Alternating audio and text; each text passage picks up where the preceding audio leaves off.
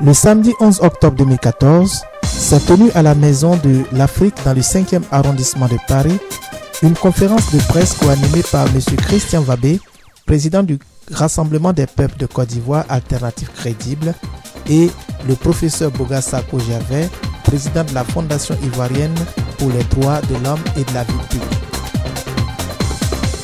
Le thème de la conférence est « Élection présidentielle de 2015 en Côte d'Ivoire. Quel enjeu pour les droits de l'homme ?»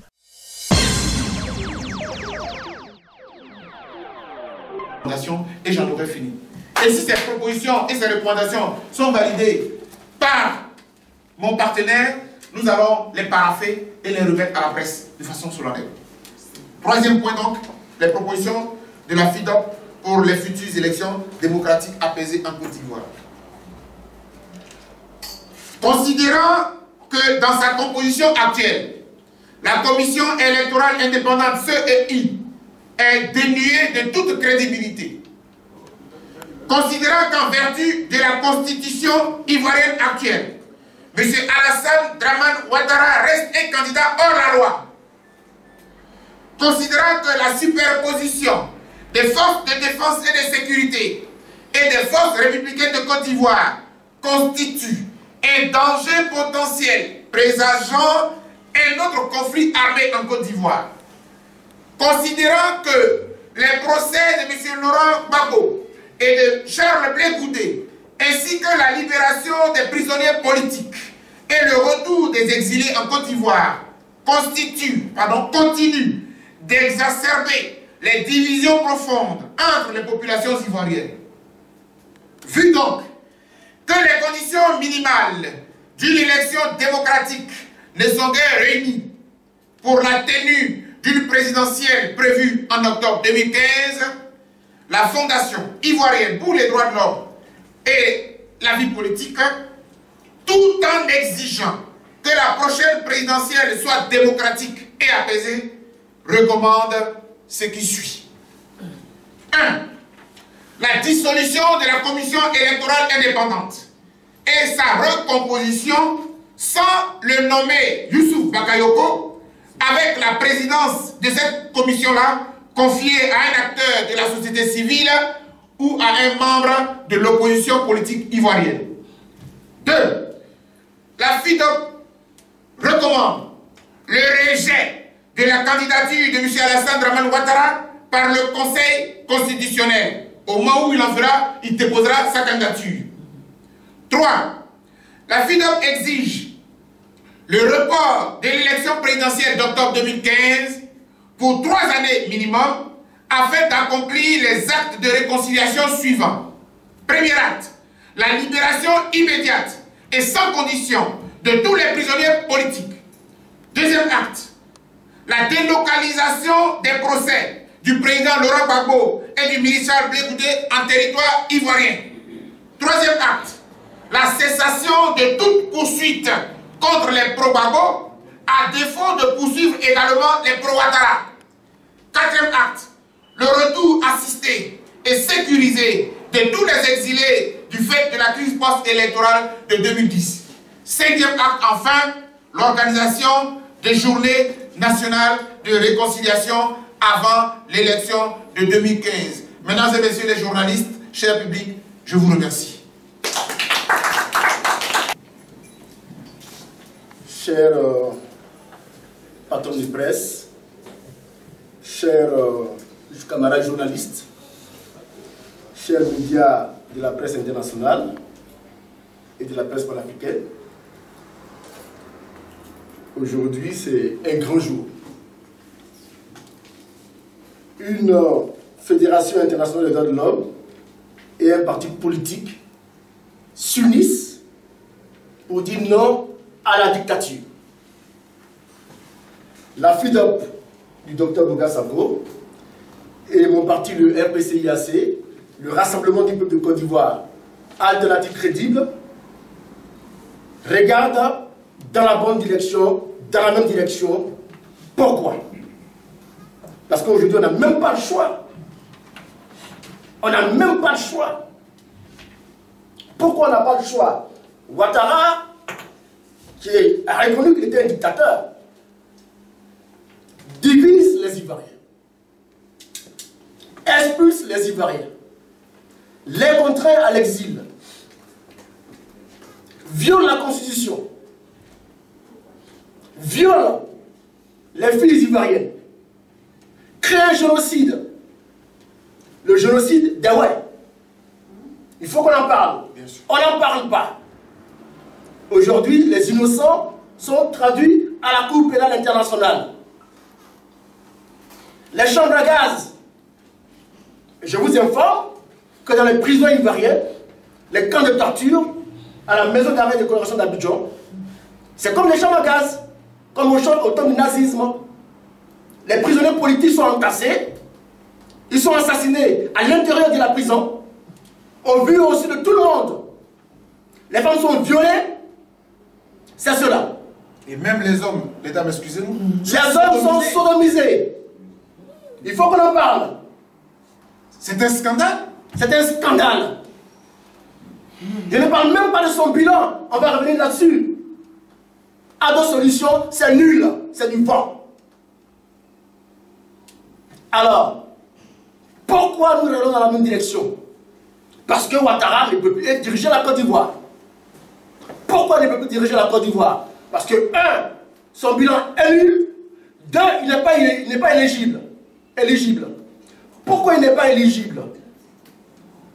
Parce que le monsieur, le président qui l'a rendu éligible en 2010, eh bien, Ouattara, ce qu'il a tenu à faire, c'est de le transférer à la Cour pénale internationale.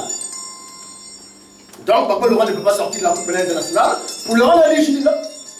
Voilà pourquoi Ouattara n'est pas éligible à la présidentielle de 2015. Et lui-même, il s'en est rendu compte. Pourquoi il s'en est rendu compte? Il a écrit en 2013 au Conseil constitutionnel. Il a dit au Conseil constitutionnel d'explorer la voie pour que l'Assemblée nationale de Côte d'Ivoire puisse le rendre éligible. C'est-à-dire violer la Constitution. Alors, Francis Gaudier, le président de la commission du Conseil constitutionnel, lui a répondu non. Il a répondu par une fin de non-recevoir. On a vu récemment les nominations au sein du Conseil constitutionnel. Parce que Ouattara a identifié les juristes à l'intérieur qui ont dit non. Et il les a limogés. Je citerai le nom du professeur Ouraga Obou, qui est taxé comme probabo et qui a été évincé. Aujourd'hui en Côte d'Ivoire, la commission électorale indépendante, le Conseil constitutionnel sont caporalisés. Ce sont des organisations, ce sont des structures militantes. Pour nous, 2015 est incertain. Je valide les propositions faites par le docteur Bogassako, propositions que nous avons travaillées de commun accord. 2015 ne peut pas avoir lieu. Pourquoi? Parce qu'on n'a pas de commission électorale indépendante. Parce que le chef de l'État est inéligible. Parce qu'il y a 500 000 prisonniers politiques. Parce qu'il y a 200 000 exilés politiques. Parce que les biens des membres de l'opposition sont gelés, confisqués. Parce que des génocides sont commis sans enquête. Parce que le pays n'est pas sécurisé. Chaque village de Côte d'Ivoire a devant, à son entrée, des militaires membres de FRCI. Les milices sont actives dans tout le pays. Et il y a un phénomène qui vient d'être créé, le phénomène des microbes. C'est les jeunes désœuvrés, des jeunes miliciens pro-Ouattara laissés sur le carreau, qui n'ont pas été payés, qui ont été roulés dans la farine par Ouattara, et qui se payent sur la bête. Lorsqu'il ne se faut pas immoler. Alors, Mandjara Ouattara, tout le monde s'en souvient, une militante convaincue du parti de Ouattara qui se fait immoler par le feu devant la présidente de la République. Des journalistes sont assassinés. Le journaliste Désiré Oué, Quand Ouattara était opposant, il disait que quand il arrive au pouvoir, je ferai la lumière sur l'affaire qu'il fait. Eh bien, l'affaire qu'il fait, personne n'en parle. Quand Ouattara était au pouvoir, il a dit, allez, les gens du Nord sont victimes du charnier. Depuis que Ouattara est au pouvoir, les charniers de Yopougon, personne n'en parle. Il n'y a jamais eu d'enquête. C'est ça Ouattara. Ce sont les promesses sans lendemain. Ce sont les mensonges. C'est du vent. À d'autres solutions, on peut en parler. 1 million d'emplois qu'il a voulu créer, qu'il a promis créer en 5 ans. Eh bien, il n'a créé aucun emploi.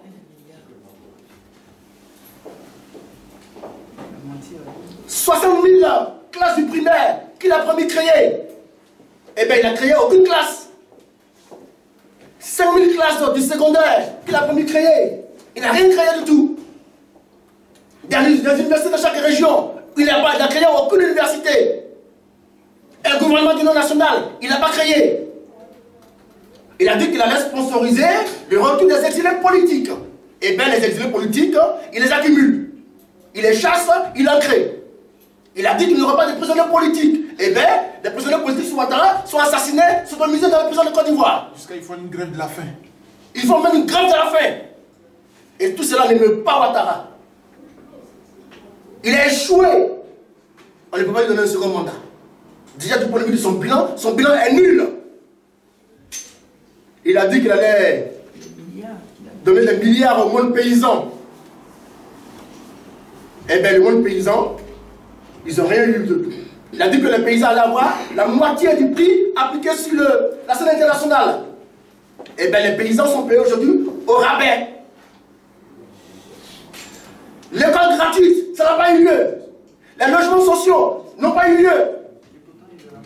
L'éducation gratuite, ça n'a pas eu lieu. Ardo Solution, c'est du vent. C'est pour ça qu'Ardo Solution n'est pas éligible. Il n'est pas éligible, comme je l'ai dit, parce que c'est Laurent Gbagbo qui l'a rendu éligible grâce à l'article 48 de la Constitution. Laurent Gbagbo est à la commission électorale à la Coupe électorale internationale. Ouattara n'est pas éligible. Parce que ce n'est pas effectivement, comme le dit quelqu'un, renouvelable. Youssou Bakayoko, c'est qui Youssou Bakayoko? On peut en parler. C'est l'homme du camp de Ouattara, de son parti, son allié du PDCI-RDA, qui est parti donner des résultats de la présidentielle, où ça? À l'hôtel du Golfe. C'est quoi l'hôtel du Golfe?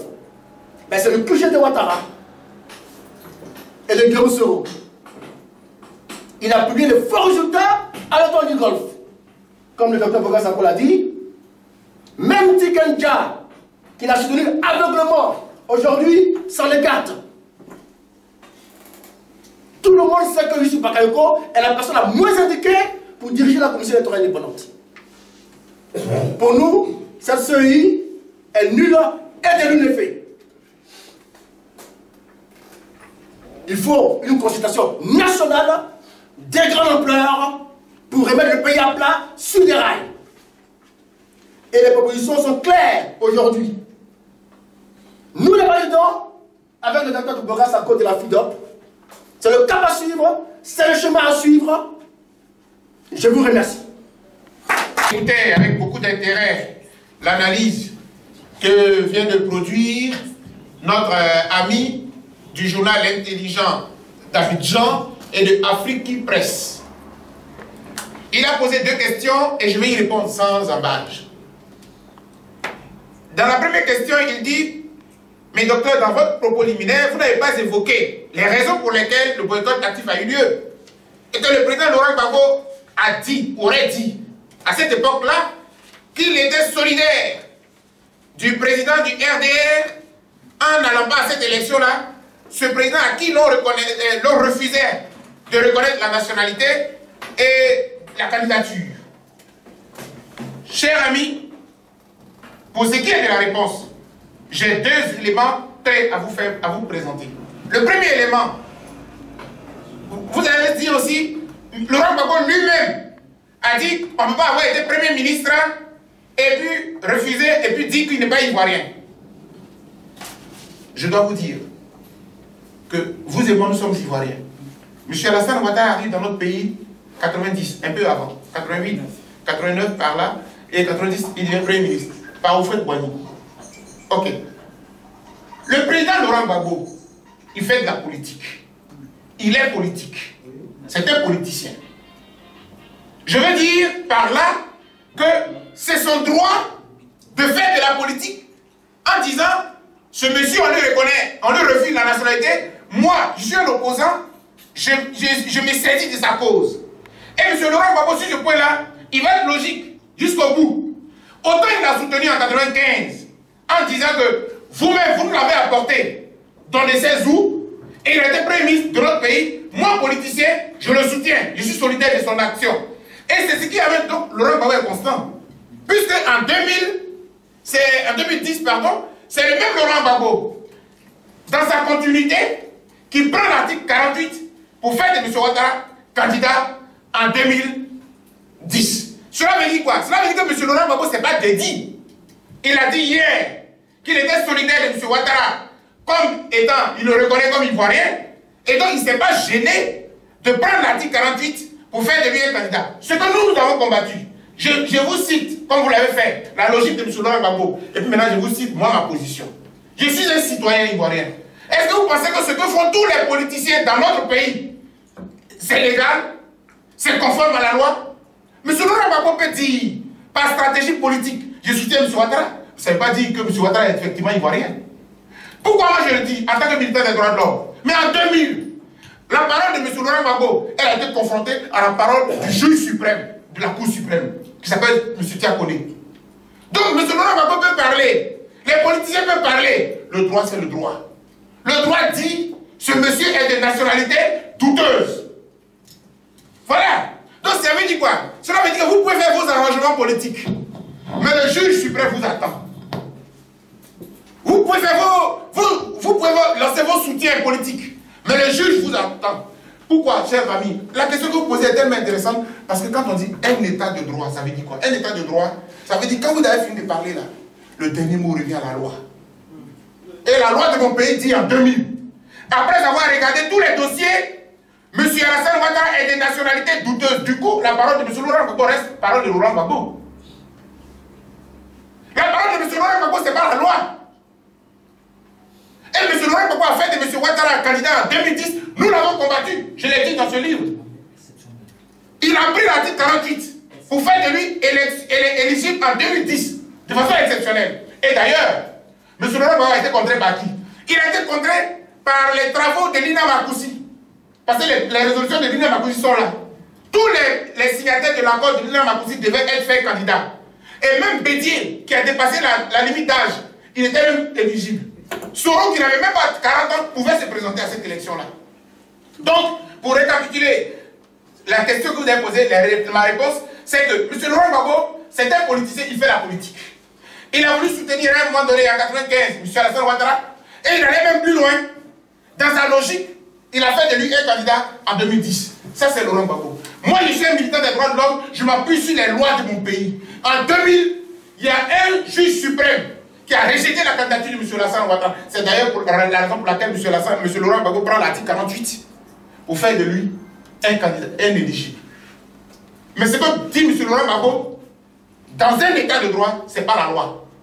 D'ailleurs, pour que tous les présidents du monde entier se soumettent à la loi, c'est pour cela qu'on crée dans les pays les conseils constitutionnels. Le conseil constitutionnel, son rôle, c'est de juger la constitutionnalité des actes que prend le président de la République. Ça veut dire quoi? Laurent Gbagbo aurait pu faire de M. Alassane Ouattara candidat. Le conseil constitutionnel aurait pu dire, je ne suis pas d'accord. C'est ça aussi un état de droit. Donc, chers amis, je vous comprends. M. Laurent Gbagbo, il a reconnu dans le livre de M. Mataï, tout à l'heure je l'ai dit, qu'il a commis un certain nombre d'erreurs. C'est un mortel, il peut commettre des erreurs. Mais moi, quand vous avez fini de parler en tant que politique, la finalité, c'est la loi. Aujourd'hui, là, en 2010, 2015, là, qu'on me démontre comment Ouattara va être éligible. Donc, on a fini de parler de l'acte de Laurent Gbagbo, mais en 2015, il va être éligible comment? Puisqu'en 2010, c'est un acte qui lui a permis de faire cela. Deuxième question, vous dites, est-ce que son statut de président actuel, bon, président de quoi? Il est chef de l'État. Parce que cette question-là, vous êtes journaliste, Vous faites votre travail et vous pouvez considérer les termes. Parce que d'ailleurs, dans mon pays, tous les journalistes ont été sommés de ne jamais dire Alassane Dramane Ouattara quand ça apparaît quelque part. On vous poursuit. Et puis je sais aussi que si vous vous amusez à dire qu'il n'est pas président, on va vous poursuivre. Donc vous faites votre travail journalistique. Mais moi, je fais mon travail de critique intellectuelle, un travail d'acteur de la société civile. Il est chef d'État. Il n'est pas président de la République. Parce que pour moi, et je l'ai dit à tous les médias du monde, partout où je passe, même aux États-Unis, face à M. Kakabe, je l'ai dit. Aussi longtemps que le Conseil constitutionnel de mon pays n'aura pas dit qui de Laurent Gbagbo et de M. Ouattara a finalement gagné l'élection, M. Ouattara restera un putschiste imposé par la France grâce au char. Et je dis, comme nous n'avons les moyens, nous le subissons en tant que chef d'État. Moi, je ne le reconnais pas en tant que président de la République. Parce que je ne suis pas sûr que ce soit lui qui a gagné l'élection. Donc, sur cette question, déjà, je reviens là-dessus pour préciser les termes. Maintenant, en tant que journaliste, vous devez pouvoir savoir que tout se fait sur la base de la loi. Est-ce qu'il y a un seul article dans la constitution de mon pays qui dit, parce que j'ai là la constitution, est-ce qu'il y a, voilà, j'ai la constitution, j'ai la déclaration universelle des droits de l'homme, les textes sont les textes. Il n'y a pas un article qui dit, quand vous avez été déjà président, vous êtes d'office et rééligible à la prochaine. Ça ne dira pas. C'est écrit. Le président de la République est rééligible une fois. Oui, rééligible une fois, mais être rééligible une fois, ça veut dire qu'on peut te voter encore. Mais est-ce que tu es candidat? Est-ce que ta candidature est validée? Parce que le fait d'être non. Parce qu'il ne faut pas, à ce moment-là, vous prenez le thème rééligible, c'est la reconduction. C'est-à-dire qu'il peut se présenter encore une fois. Et cet article-là, c'est l'article 35. L'article 35, c'est pour délimiter les mandats présidentiels. Ce que vous évoquez là, c'est la délimitation des mandats présidentiels. Parce qu'à l'époque, on avait une constitution qui nous permettait d'être candidat autant de fois. On a délimité. Donc un président élu une fois, il peut encore être rééligible une deuxième fois. Mais la question de l'éligibilité, c'est maintenant faire acte de candidature et que tu répondes aux candidatures, aux critères. Je vais vous dire pourquoi.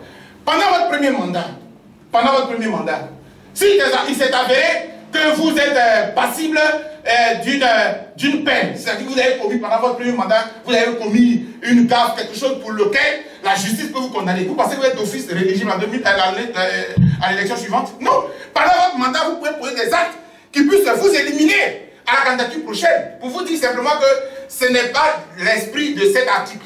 Cet article ne veut pas dire, quand tu as été président, tu es déjà candidat en même temps. Surtout, c'est très intéressant. M. Laurent Gbagbo dit qu'il est candidat pour 2010. Bon, en 2015, là, ça veut dire quoi? Donc, est-ce que le fait de t'avoir fait candidat en 2010, ça veut dire que tu es déjà candidat en 2015 et candidat en 2020? Non, cher ami. C'est pourquoi, à chaque élection, les candidatures sont contrôlées par le Conseil constitutionnel. Et le président sortant lui-même fait acte de candidature. Dans ce cas-là, il n'allait pas faire acte de candidature.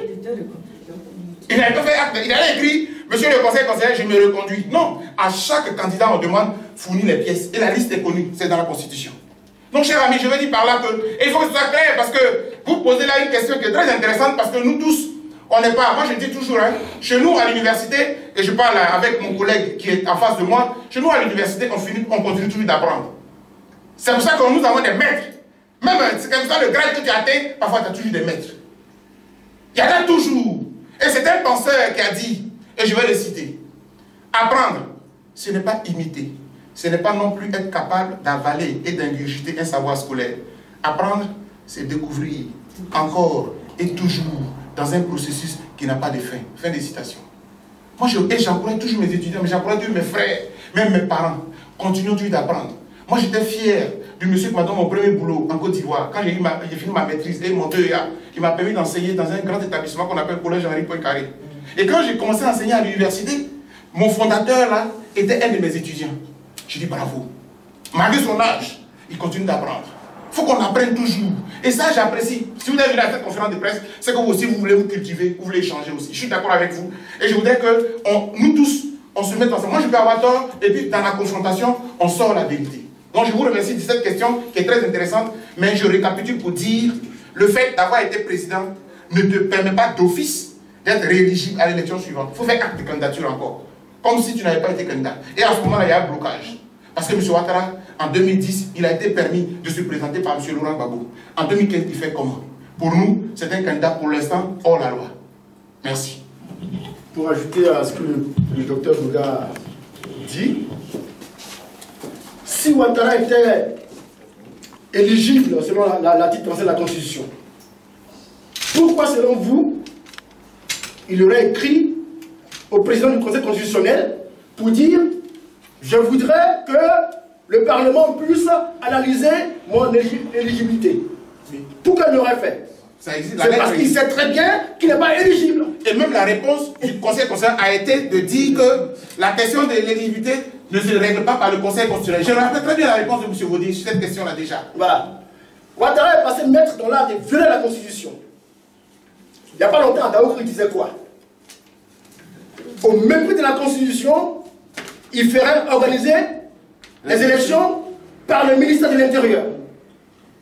C'est une méconnaissance de la Constitution. Parce que la Constitution de 2010 dit quoi? De 2000. De 2000, pardon. Le 1er août 2000. De 2000 dit quoi? Les élections en Côte d'Ivoire sont organisées par le Conseil constitutionnel. Mais Ouattara ne le sait même pas. Ouattara ne le sait même pas. Sinon, il n'aurait pas dit. En 2000... Par la commission électorale. Voilà, tout à fait. Par la commission électorale Voilà. indépendante. C'est la commission électorale indépendante qui organise les élections en Côte d'Ivoire. La commission électorale indépendante. C'est constitutionnel. C'est constitutionnel. Ouattara ne l'a jamais dû dire à Daoukro qu'il est fatigué Du FPI.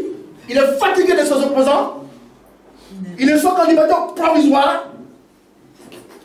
Voilà. Il n'aurait pas dû le dire. Mais la preuve, Afin Guessa a été viré de son domicile. Imaginez-vous un seul instant, quelles qu'en soient les raisons, je dis bien quelles qu'en soient les raisons,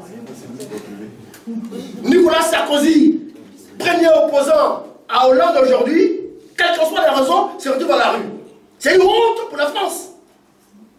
C'est une honte pour la Côte d'Ivoire qu'un leader de l'opposition se retrouve à la rue parce que, et c'est justement, pourquoi on peut parler de l'élection 2015? L'opposition a ses avoirs gelés. Afin Guessa, son épouse Angéline Kili, on leur compte bloqué. Voilà maintenant le démocrate. Quand il était opposant, Laurent Gbagbo lui donnait quoi? Combien? 800 millions de francs CFA chaque 6 mois pour fonctionner. Au niveau de son parti Au niveau de son parti politique. Puisque tous les Et à titre personnel, Laurent Gbagbo lui donnait 8 millions de francs CFA en tant qu'ancien premier ministre de Côte d'Ivoire. Par mois. Quand on tire le jeté à l'opposition, rien. On va la gérer comment? Ouattara, sa politique, c'est la famille de ses opposants. Ils vont avoir faim et puis ils vont aux élections. Mais oui, mais voilà le sujet. Donc, voilà ce que je voulais ajouter. Bravo, merci. Oui, d'abord, la première question, vous me dites, est-ce qu'aujourd'hui, la Fondation ivoirienne pour les droits de l'homme, pour la surveillance et l'observation des droits de l'homme et de la vie politique en Côte d'Ivoire peut nous sortir un bilan chiffré et exhaustif de la situation qui prévaut dans le pays? Je puis vous dire de façon honnête que non. Pour la simple et bonne raison que notre fondation a été émiettée, a été ciblée par le régime de M. Ouattara. Au plus fort de la crise, comme vous savez, en tant que président fondateur de la FIDOP, j'étais pratiquement au devant de la scène dans mon pays, un acteur de la société civile, vous me connaissez bien. J'étais à la télévision et tout, dans les journaux, à la radio, en défendant carrément la constitution de mon pays et la souveraineté de mon pays. Et pour ceux qui ne le savaient pas, parce que nous avons des compatriotes africains qui sont là, il est bon que je leur dise que notre position en tant que militant des droits de l'homme n'a pas changé depuis hier à aujourd'hui. J'ai estimé que dans les affaires d'une république, c'est la constitution qui prime sur tout. Le Conseil constitutionnel de mon pays, il paraît qu'il a fait une erreur grave, en n'appliquant pas un article précis du code électoral. C'est l'article 64 qui dit que lorsque vous faites l'élection, le scrutin, et que pendant le scrutin, il y a eu des fraudes, des natures à chambouler le résultat final, vous annulez l'élection. Ça, c'est l'article 64. J'ai le code électoral ici. Donc, dans mon pays, quand on a fait l'élection, dans le nord, favorable à M. Ouattara, les rebelles ont empêché les citoyens représentants du Soudan même de signer. Même leurs voix n'ont pas été comptabilisées. Et donc, les fraudes là, quand on les met dans le bilan final, M. Ouattara a 54%, M. Laurent Gbagbo est en dessous. Mais là, quand on enlève les fraudes, M. Laurent Gbagbo passe avec 51%, contre 48 M. Ouattara. À partir de là, le Conseil constitutionnel annule l'élection. Dans mon pays, le Conseil constitutionnel n'a pas annulé. Il a dit, j'annule les départements où il y a eu les irrégularités, les fraudes, et moi je donne le résultat final. C'est ce qu'il a fait. Et des journalistes m'ont demandé à la télévision, dans ce cas, la docteur Boga, vous savez qu'il a fait une faute, pourquoi vous l'avez suivi? Je leur ai dit, la Constitution, dedans il y a un article 48 et 98. Pour ne même pas faire de donner des réponses, je vous lis cet article. Et dans la Constitution française, c'est l'article 62, alinéa dernier. C'est-à-dire que la photocopie de cet article-là se trouve dans la Constitution française. Que dit cet article? Oui, d'accord. L'article 98 dit ceci. Les décisions du Conseil constitutionnel ne sont susceptibles d'aucun recours. Elles s'imposent au pouvoir public, à toute autorité administrative, juridictionnelle, militaire et à toute personne physique ou morale.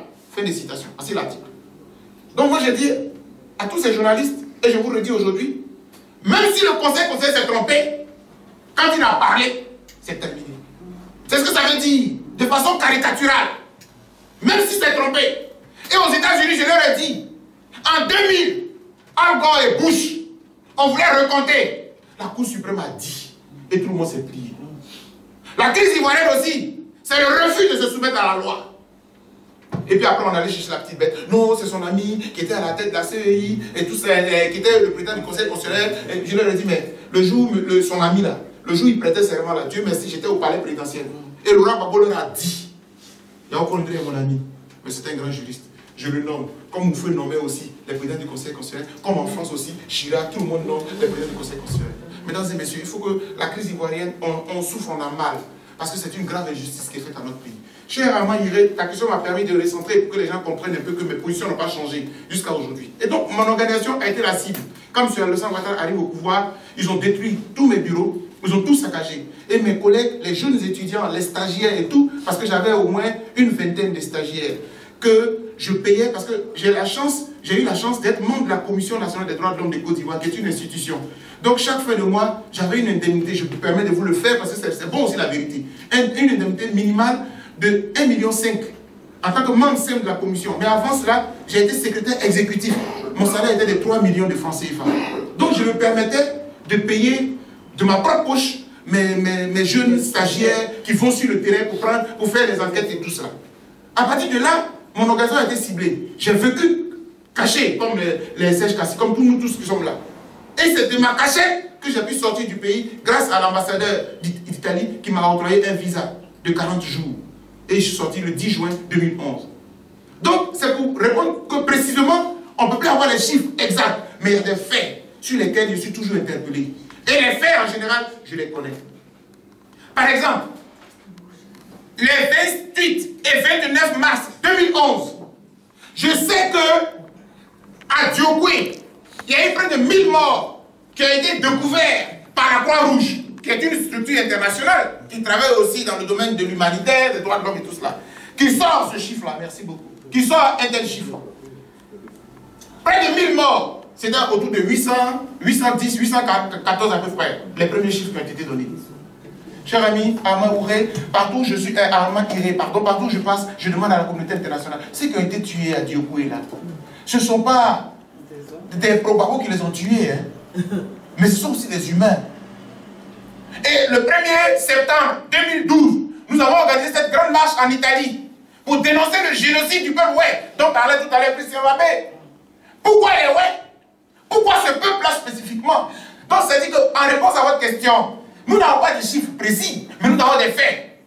Quand j'ai fini d'évoquer ce qui s'est passé à Diogoué, mais je vais encore un peu plus loin. Oui, près de 1000 morts. Mais j'arrive encore. À Naïbli, le 20 juillet 2012, 212 morts. Près de 212 morts. Et ça s'est passé publiquement. Devant le préfet de la région, devant les commandants de brigade, devant les chefs des FSI. Et les rebelles sont rentrés comme ça. Un camp de réfugiés un camp des Nations Unies, un camp qui est validé par les Nations Unies, qui accueille des personnes dont les maisons ont été tuées, détruites, les parents ont été tués. Ils viennent là pour se réfugier. Le camp des réfugiés de Naïbli. Ça s'est passé devant témoins. Amnesty International en a parlé. Human Rights en a parlé. La FIDH également. La FIDH également. M. Ouattara ne peut pas régler cette question-là. Et puis, je viens encore, en fait, il m'a demandé des faits, des chiffres. Mais à défaut des chiffres, je lui signifie que ce sont les faits qui m'interpellent. Lorsqu'on prend M. Basile Mahangaye, secrétaire général des dignités, on le prend dans le pif, dans l'euphorie des crimes qui sont commis à Abidjan. Dans la période où on enlève M. Laurent Gbagbo, c'est-à-dire que les rebelles, ils rentrent de maison en maison. Il faut manger du non-Ouattara. Excusez-moi de l'expression, mais c'était ça la réalité. Abidjan était terrifiant. Nous étions tous cachés. Chacun avait son bon cœur, comme on se disait, pour se réconforter. Et les rebelles étaient partis pour dire, oh, sinon on l'a découpé. Dr Bouka a été prié, c'est fini ça. Lui, son compte est bon. C'est Dieu qui nous a sauvés. Donc quand moi je vois cela, je n'ai même pas besoin. Les chiffres, c'est quoi? Les chiffres sont manipulés. D'ailleurs, quand je vous ai dit qu'il y a 3000 morts, ce n'est qu'un chiffre manipulé. Parce que les 3000 morts dont il a parlé, ça ce n'est que dans Abidjan.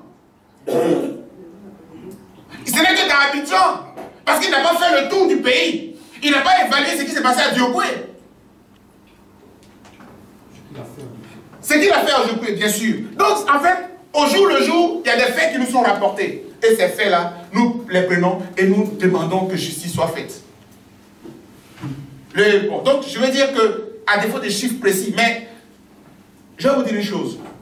J'ai eu la chance, dans ma jeune carrière, de travailler aux côtés du ministre de l'Intérieur, Martin Bléou. Quand il était ministre, il m'a appelé dans son cabinet. Donc, j'ai travaillé au ministère de l'Intérieur. Au ministère de l'Intérieur, tous les matins, quand vous arrivez, le préfet de région d'Abidjan, il envoie le point de la journée. Parce que, en tant que collaborateur du ministre, j'étais le représentant du ministère de l'Intérieur dans les réunions de l'ONUCI. C'est-à-dire que je partais représenter le pays à l'ONUCI. Donc je viens avec le bilan. Le bilan est fait toujours par les services de police. Tous les matins, on envoie cela au ministère. Mais à partir du moment où celui qui coiffe, qui est ami avec la rébellion, il arrive au pouvoir, tu penses qu'on peut avoir les vrais chiffres? Puisqu'il faut les cacher pour ne pas montrer à la planète que son gouvernement travaille mal, que les violations des droits de l'homme existent. Comment on peut être dans un état de droit et puis un parti politique d'opposition, on peut aller 2 dîners se gare, c'est-à-dire qu'on est en France, et puis on est en train de faire une conférence de presse à l'Harmattan, et puis 2 voitures dîners se garent, 2 cars se garent, les gens descendent, on nous frappe comme il faut, on cuisine, on saccage tout, et puis il n'y a pas de, il n'y a rien. Ça s'est passé à Abidjan. Il n'y a même pas 2 semaines, enfin à peu près 3 semaines maintenant, au siège du Front Populaire Ivoirien. Dans un état de droit, dit de droit. Et aux États-Unis, on me demande, oui, mais qu'est-ce que vous pensez de cela, du communiqué qu'a sorti le ministère de l'Intérieur? J'ai dit aux journalistes là-bas, parce que c'était une radio pro-RHDP, je leur ai dit qu'un ministère de l'Intérieur ne fait pas de déclarations. Il pose des actes. Il y a eu des gens qui ont agi. L'État fait quoi? Vous les poursuivez, vous les arrêtez, et puis vous réglez leur compte au niveau de la justice. Mais un ministre qui dit, nous interpellons les concitoyens de ne pas attaquer les sièges. Ça, c'est l'ONG qui fait ça. Ça, c'est notre travail. Un ministère de l'Intérieur ne fait pas ça. Voilà. Donc, je termine par là pour vous dire, chers amis, que c'est vrai, au stade actuel, moi-même exilé ici, la plupart de mes collaborateurs éparpillés, même pas évoquer même le lien avec Dr Boga pour ne pas avoir des problèmes. C'est vraiment de façon cachée que tous les jours, il m'envoie des rapports, les faits saillants, pour que je puisse voir et puis intervenir. Voilà. Donc je continue de faire mon travail à distance ici. Le représentant de la FIDOP en Côte d'Ivoire, aujourd'hui, c'est Maître Hervé Guaméné, qui était ancien président de l'APDH, parce que après la LIDO, j'ai fait 10 ans, j'ai fait 2 ans à l'APDH. Après moi, c'est Maître Guaméné qui a été élu président de Charles Blé Goudé. Donc il est toujours entre la Haye et la Côte d'Ivoire. Donc notre structure est un peu ce qu'elle est. Mais en même temps que vous posez cette question-là, je pense à mes autres collègues, des militants des droits de l'homme. Parce que la FIDOP n'est pas la seule structure des droits de l'homme en Côte d'Ivoire. Si la FIDOP ne parle pas, et la LIDO, elle dit quoi? La Ligue ivoirienne des droits de l'homme, elle est là. C'est ma première maison qui m'a formé. Martin Bléou, Denis Segui, tous ceux-là m'ont formé dans cette structure, qui est la plus vieille de notre pays en matière de droits de l'homme. Aujourd'hui, je ne les sens pas, je ne les vois pas en train de prendre la rue, en train de se battre. Il n'y a pas que la Lido, il y a le mouvement ivoirien des droits humains, le MIDH, qu'a créé M. Zorobi, celui qui avait signé le certificat de nationalité de M. Ouattara, qui aujourd'hui est devenu expert. Comme ça, tout d'un coup, il est devenu expert à la Cour pénale internationale. Indépendant de surcroît. C'est-à-dire les gens font comme s'ils ne connaissent pas notre pays. L'histoire de notre pays, on la connaît. J'en parle même dans ce livre-là. Quand il a créé le MIDH. Donc ça veut dire que si le docteur Boga, il parle de l'autre côté, si ce qu'il dit n'est pas vrai, sortez-moi les contre-vérités au pays. Confrontez-moi. Je dis que le régime de Ouattara est dictatorial, mais confondez-moi. Depuis que Afrique s'est sortie des prisons, vous avez vu l'opposition faire une seule marche? Vous avez vu l'opposition faire une marche? Et pourtant les rancœurs, et c'est ce qui est dangereux. Parce que comme les gens n'expriment pas, ils conservent à l'intérieur. 2015 là, chers amis, 2015, c'est un carrefour. Bon, donc je disais cela. Maintenant, vous avez dit... oui, non, les opposants, tu vas y répondre. Ça, c'est vraiment toi, en tant que parti politique. Moi, je suis un opposant de tout le monde. Hier, je l'ai fait un peu pour Laurent Gbagbo. Les mes amis du FPI, ils sont là. Hier, on n'était pas vraiment amis. Puisque chaque fois, ils nous voyaient à la télévision. Mais lui, là, il était quel côté même? Il vient, voilà. Moi, tout le monde le sait. Maintenant, beaucoup sont surpris, ils sont contents, on est maintenant amis maintenant, parce qu'ils ont vu que mon discours, c'est pour la liberté, la justice et l'équité. Beaucoup m'invitent un peu partout. Mais avant, c'est pas toujours évident. Et je sais de quoi je parle. Avant, il doit peut-être savoir aussi de quoi je parle. Donc, la question qu'il a posée aussi, il a dit, mais docteur, vous allez préconiser des journées nationales de réconciliation. En fait, ça, si on veut bien, c'est la fin. Mais les questions majeures, nous avons fait 3 revendications clés. La première revendication, de toute façon, le texte vous sera remis aussi à la fin. J'ai prévu un exemplaire pour chacun des organes qui sont là. Je pense que ça peut suffire. Et donc, je rappelle cela pour vous. 1. La dissolution de la commission électorale indépendante et sa recomposition sans le monsieur Youssou Bakayoko, avec la présidence qui est confiée à un acteur de la société civile ou à l'opposition ivoirienne. Tout à l'heure, dans mon exposé, vous avez vu pourquoi j'ai parlé de société civile. Parce qu'un homme comme Guy Honoré, il était président du GERDES, il sortait de la société civile et il a fait un travail impeccable, même face au canon des rebelles, des militaires à l'époque. Il a donné les résultats concrets. Donc, deuxièmement, le rejet de la candidature de M. Alassane Ouattara par le Conseil constitutionnel. C'est-à-dire que moi, je dis que il n'est pas éligible. Et je confie le dossier, c'est pour ça que j'ai écrit au Conseil constitutionnel. Vous voyez, c'est pour revenir un peu encore à mon frère Oro, pour dire, M. Laurent Gbagbo peut dire que Alassane est ivoirien. Je fais le lien candidat en 2017, c'est Laurent Gbagbo, il fait de la politique. Mais le Conseil constitutionnel, c'est la loi, c'est les règles. Et en 2000, la Cour suprême a dit que ce monsieur était inéligible. Parce que nationalité de tous. Troisième point, cher ami Iré, le report de l'élection présidentielle d'octobre 2015 pour 3 années maximum afin d'accomplir les actes de réconciliation suivants. Acte 1, la délocalisation, pardon, acte 1, la libération immédiate et sans condition de tous les prisonniers politiques. Acte 2, la délocalisation des procès du président Laurent Gbagbo et du ministre Charles Blé Goudé en territoire ivoirien. Acte 3, la cessation de toute poursuite contre les pro-Gbagbo, à défaut de poursuivre également les pro-Ouattara. Ça veut dire que si vous ne pouvez pas poursuivre les pro-Ouattara aussi, arrêtez de poursuivre les pro-Gbagbo. Quatrièmement, le retour assisté et sécurisé de tous les exilés du fait de la crise post-électorale de 2010. Et enfin, l'organisation des journées nationales de réconciliation. Chers amis, je préfère qu'il y ait encore des journées de réconciliation plutôt que la CDVR de M. Bani. Là, d'ailleurs même, je l'ai dit sur le plateau de Africa 24 hier. Je suis choqué par le fait que la Cour pénale internationale ait un catalogue de victimes, typiquement pour Ouattara. Et j'ai dit, et je répète, en faisant ça, vous ne faites que diviser davantage les Ivoiriens.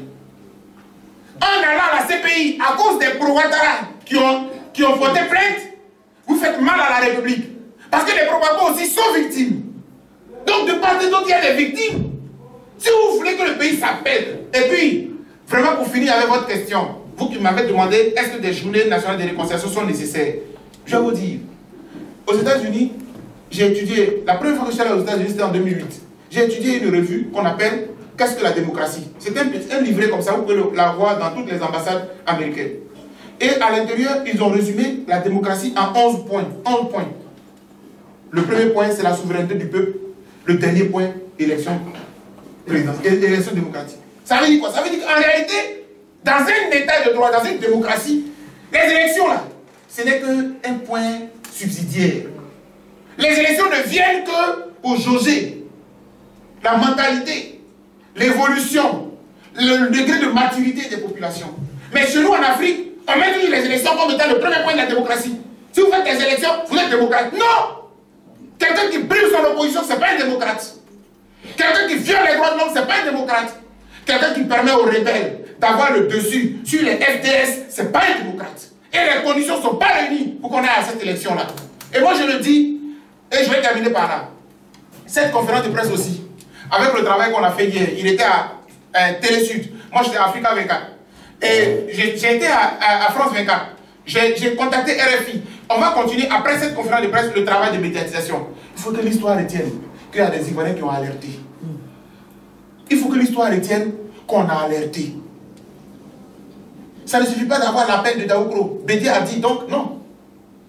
Ça ne suffit pas. Et moi j'ai peur. Parce que la façon dont la CEI a commencé à se présenter, de toute façon les FDS, l'armée régulière de mon pays, elle était plus muselée. Parce que dans les casernes, dans les services de police, quand vous arrivez, tous les chefs, c'est ceux qui ont étudié, ceux qui ont fait les cours pour devenir policiers et gendarmes, ils sont comme ça. Et ce sont les rebelles qui sont arrivés au pouvoir avec Soro Guillaume Ouattara, qui sont les chefs. C'est dangereux pour une république. C'est dangereux pour un état de droit. Et c'est dangereux pour la paix sociale.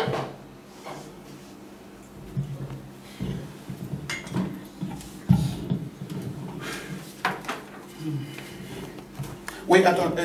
Alors, lui va répondre sur la question, est-ce qu'il y a vraiment une opposition et tout cela. Mais au passage, je voudrais aussi que ce soit clair.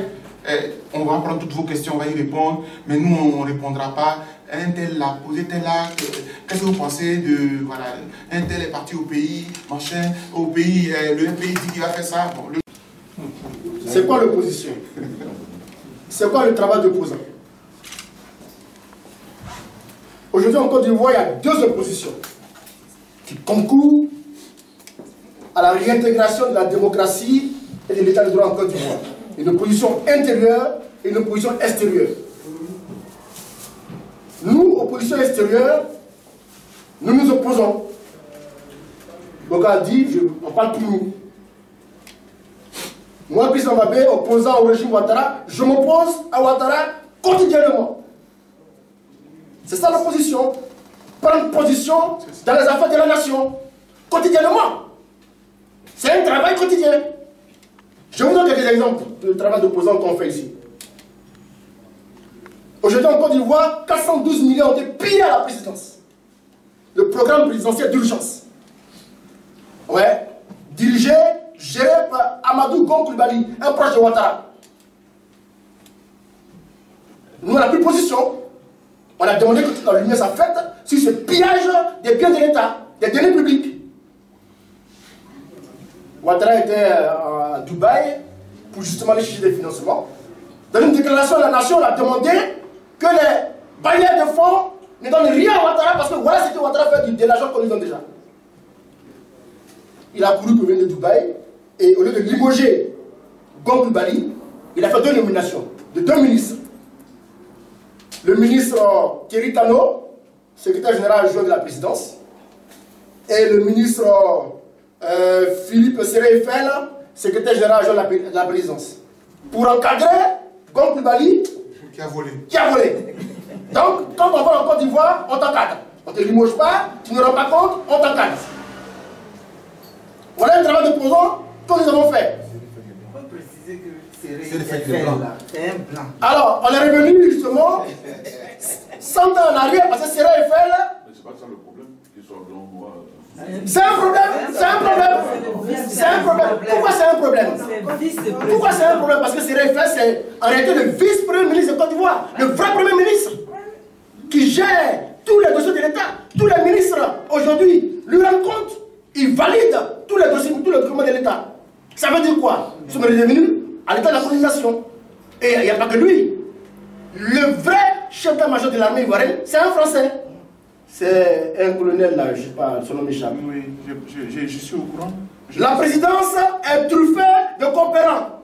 C'est l'âge de la coopération. On a connu ça au niveau Bangui. On croyait que c'était terminé. Voilà le travail de procès que nous faisons. Qu'avons-nous encore fait récemment? Vous avez suivi le cirque Ebola. Ouattara, chef de l'État, qui a peur de son peuple, qui a peur de ses ministres, qui a peur de la serrer la main. C'est une arrogance sans nom, sans limite. Au même moment qu'il il évite ses ministres à l'aéroport, partout, il arrive à Paris, au département en Provence, et François Hollande, qui lui n'a pas peur d'Ebola, lui donne la collade. Mais c'est Ouattara qui a peur de ses ministres, qui a peur d'attaquer Ebola. Alors que lui-même il est Ebola. J'ai dit, monsieur le président, parce qu'il est arrivé, nous a dit que la gestion d'Ebola en Côte d'Ivoire était une gestion malsaine. Elle était opaque. Qu'on nous fasse toute la lumière sur le cas avéré ou non d'Ebola. Dès son arrivée du pays, en plein aéroport de Port-Boué, il nous a interpellés violemment. Il nous a menacés. Cessez vos rumeurs d'Ebola. J'ai suivi tout ce que vous avez dit depuis Paris. Moi je lui ai répondu, j'ai dit quoi? Monsieur le Président, c'est vous-même qui amplifiez Ebola. En évitant de serrer la main de vos ministres. Vous avez peur de quoi? S'il n'y a pas d'Ebola en Côte d'Ivoire, vous serrez la main de vos ministres. Quand vous allez en France, on vous serre la main, on vous donne la collade, même la bise. Il a réagi, désormais, il n'a plus peur d'Ebola, il serre la main de ses ministres. Voilà le travail de opposants que nous faisons. C'est un travail quotidien. La cherté de la vie, le bilan de Ouattara. La dernière fois, j'ai pulvérisé les envoyés. Un certain Adamant demandé qu'il y ait 10 voix à Zikisso. C'est mon frère. Hein. Un aigri, parce qu'il croyait pouvoir avoir des postes ministériels, mais Ouattara l'a oublié. Ils sont beaucoup. Il y a le nommé Nizako, qui a également oublié. Ils ont honte. Anaki Kobele innocent, du MFA, il n'a rien eu dans le pouvoir de Ouattara. C'est ça le pouvoir de Ouattara. On s'immole par le feu, Madjara Ouattara. Comment dirais-je? On est récompensé à monnaie de siège. La liste est longue des déçus de Ouattara. Le l'artiste Billy Billy, on se rappelle Ouassakara, quand Ouattara allait à Ouassakara. Billy Billy aujourd'hui en exil. Ah oui, oui. Billy Billy est en exil. Il a échappé à la mort à Abidjan par les partisans de Ouattara. Voilà le régime Ouattara. Alors, quand Ouattara dit qu'il aura les élections en 2015, mais Ouattara parle pour lui. Il parle pour lui. Je vous ai dit qu'il parle pour lui parce que je vous ai donné des preuves que quand il parle, quand on agit, et Ouattara exécute. Pourquoi? Parce que le pouvoir appartient au peuple. Le peuple ivoirien n'a pas encore exercé son pouvoir. Il observe, il est silencieux, il encaisse. Souvenons-nous la Tunisie. Ben Ali, tout puissant, tout fort. Une semaine avant sa chute, Ali Mari lui avait remis des armes pour mater son peuple. Mais quand le peuple s'est soulevé, il est où aujourd'hui Ben Ali? Il est en exil. Souvenons-nous la place Tahrir. Pour ceux qui ne savent pas, l'Égypte c'est le pays le plus militaire, le pays le plus renseigné au monde. À chaque 100 mètres, il y a un agent de renseignement. En Égypte, au Caire, partout, chaque 100 mètres, il y a un agent de renseignement. Vous toussez, on vous envoie au coffre, on vous envoie au commissariat de police. Mais quand le peuple s'est soulevé à la place Tahrir, Moubarak est tombé. Parce que le pouvoir appartient au peuple. Ça ne s'est jamais démenti, jamais. Bientôt le peuple exercera son pouvoir. Bientôt. Donc, voilà ce que j'avais à dire. Il a fallu qu'il y ait face à lui l'opposition politique, plus la société civile. Ils ont créé un mouvement qu'on appelait le M23. Pour que, après, pour que Ouad puisse partir. Et ça a très bien marché. Dans notre système aujourd'hui, ce que nous venons de vous lire, c'est pour dire que 2015, c'est dangereux. Si M. Ouattara écoutez, nous parlons toujours en tant que société civile. Est-ce que ça les dérange parfois quand ils sont dans leur logique de dictature? Non. Mais ce qui risque de lui arriver, c'est que le peuple, à un moment donné, va prendre ses responsabilités. Et chers amis, en matière de démocratie, le soulèvement populaire fait partie des formes suprêmes de la démocratie. C'est une forme absolue de la démocratie. Lorsque le peuple ne peut plus, n'a plus de recours, lorsque la démocratie est bâillonnée, lorsque les libertés sont confisquées, lorsque les droits de l'homme sont violés, sans que nous n'ayons la communauté internationale pour nous venir au secours. C'est ce qui se passe en Côte d'Ivoire. À un moment donné, le peuple va prendre ses responsabilités. Il ne faut pas avoir peur de le dire. Et aux États-Unis, vos confrères me disaient, mais quand vous dites que le Conseil constitutionnel, il s'est trompé sur l'article 64, mais en vous appuyant sur l'article 98, il n'y a plus de recours, qu'est-ce qu'il aurait fallu faire? Je dis, c'est en ce moment-là que, si M. Ouattara était populaire, c'est en ce moment-là que la Côte d'Ivoire devait se soulever. Puisque pour lui, il a gagné l'élection, et le Conseil constitutionnel a proclamé une autre personne. En ce moment-là, ça s'est passé déjà dans mon pays, en 2000. On a fini l'élection, la commission n'a même pas donné les résultats encore, le président, le chef de la junte militaire s'est autoproclamé. Les Ivoiriens n'ont pas attendu. Même au moment où Laurent Gbagbo demandait aux Ivoiriens de descendre, c'était déjà trop tard, on était déjà dans la rue. Parce que la démocratie, c'est comme cela.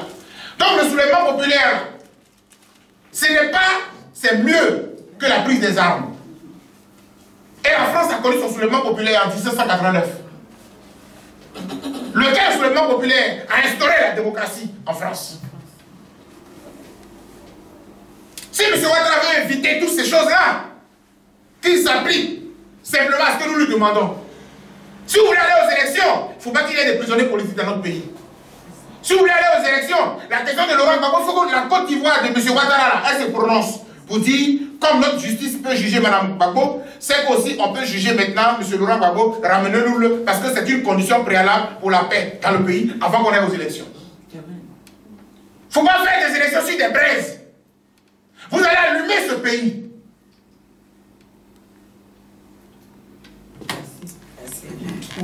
Gbagbo Laurent et Blé Goudé doivent être libérés. Pourquoi ils doivent être libérés?